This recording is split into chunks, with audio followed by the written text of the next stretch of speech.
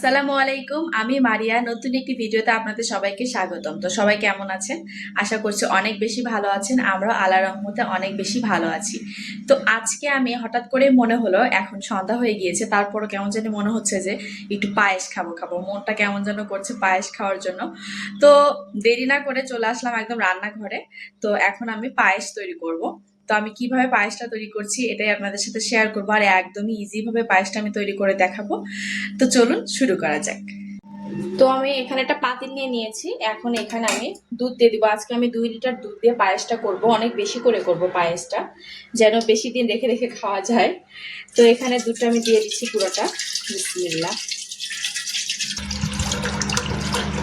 এই তো আমি সম্পূর্ণ দুধটা দিয়ে দিলাম। এখন শুধু বোতলটা ধুয়ে একটু পানি দিব। আমি আর পানি দিব না, একদমই আমি শুধু ঘন ঘন দুধ দিয়ে পায়েসটা তৈরি করব। আর পাতিলটা আমি বড় নিয়েছি যেন নাড়তে চাড়তে একটু সুবিধা হয়।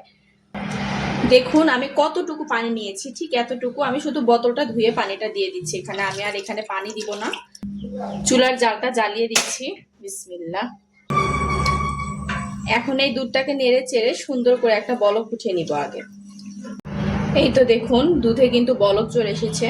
এখন আমি এখানে দিয়ে দিব এই তো সাদা এলাচ, দারচিনি আর তেজপাতা। এই 3টা উপকরণ আমি দিয়ে দিচ্ছি।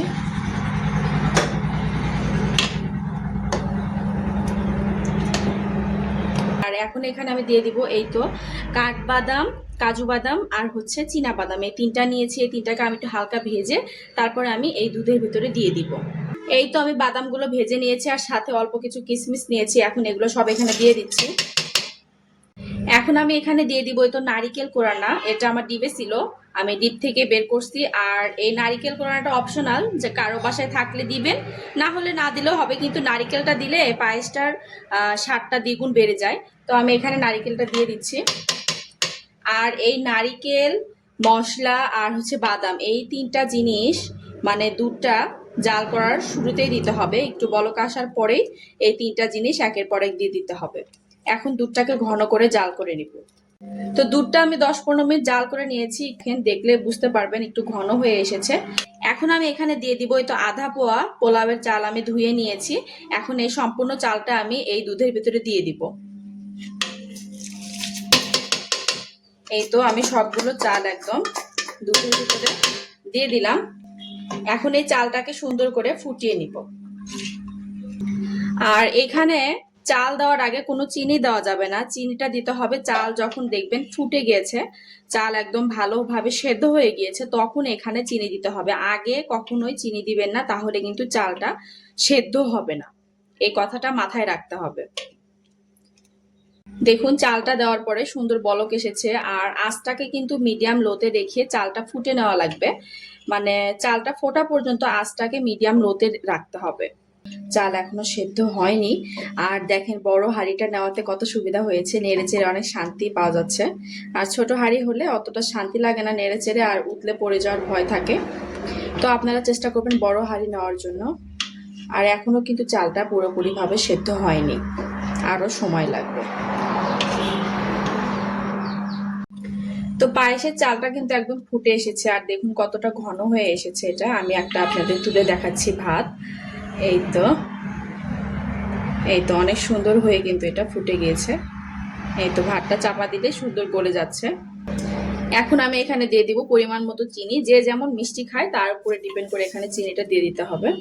তো আমি চিনিটা দিয়ে দিলাম। আমি চুলার জালটা কিন্তু বাড়িয়ে দিয়েছি। এখন এটাকে ঘন করে নেড়ে চেড়ে একদম ঘন করে জাল করে নিব। যেমনটা আমি চাচ্ছি ঘনত্বটা ঠিক সেরকম করে নিব। এই তো দেখুন আমার এই হচ্ছে পায়েসের ঘনত্বটা কিন্তু এরকমই চাচ্ছিলাম।